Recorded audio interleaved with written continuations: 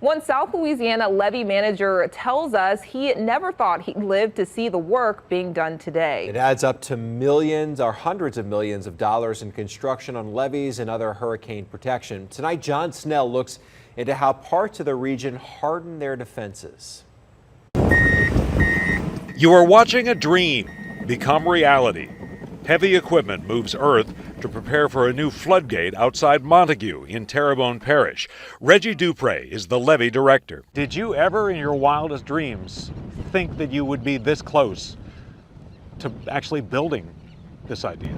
No, I thought I'd be dead and gone by the time we'd have federal projects being done and planning these big floodgates. The project marks the first federal money for part of Morganza to the Gulf, a 98-mile system of levees, floodgates, and water control structures being assembled one piece at a time. The studies of this project started in '92. We didn't get funded till 29 years later for construction. For decades, Terrebonne and Lafourche parishes were forced to go it alone. The people taxed themselves to build do-it-yourself levees. That's at 17 feet. I had the debris line at about 16 and a half. When you're standing up there, you're looking at the roofs of the houses. Wendell Curall just retired as manager of the South Lafourche Levee District after one big test near the end of his career.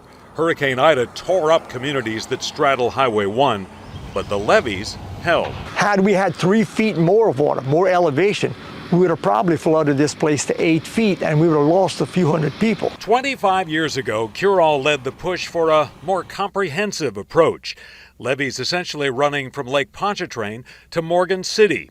Then Governor Mike Foster jumped on board. Congress responded with money for the required studies. To me, it wasn't pie in the sky. It's either we either do it or we lose more communities.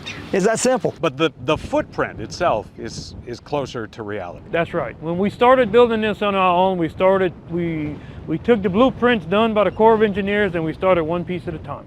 This is one of the latest segments of Morganza to the Gulf. It's a 2-mile stretch of levee that runs from here to a pump station off in the distance. 3 months ago, this was marsh. Just a mile away near Cutoff, contractors link a Terrebonne levee to one in Lafourche, another milestone. So all the way from the Mississippi state line to the Atchafalaya River, you'll have some type of protection. Some of these new levees arrived too late to avoid disaster. New Orleans got its $14 billion system only after Katrina.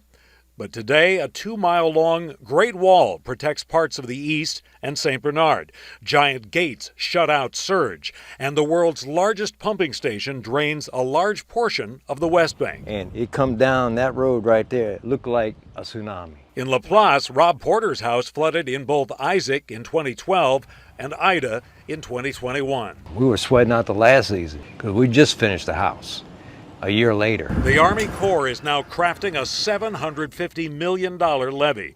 Colonel Cullen Jones says the system aims to provide 100-year storm protection for people in the river parishes. I mean, what's it mean for these communities? So it's huge. When you look at this is a location that in the past has not had any fragile storm risk reduction protection. The vision from 25 years ago is not complete. You still need a little bit of work around Lake Pontchartrain. The North Shores is still really not protected. Terrebonne still has a couple $2 billion in needs to raise levees and make other improvements. But it's built along 80 miles of the 98-mile system. When you go from 11,000 homes flood for Hurricane Rita in 2005 to 11 homes flood for Hurricane Barry with the same 9-foot tidal surge, that means you're going in the right direction. It's still important to evacuate when the big one comes along. Managers of these systems point out levees protect your property, not your life. John Snell, Fox 8 Local First.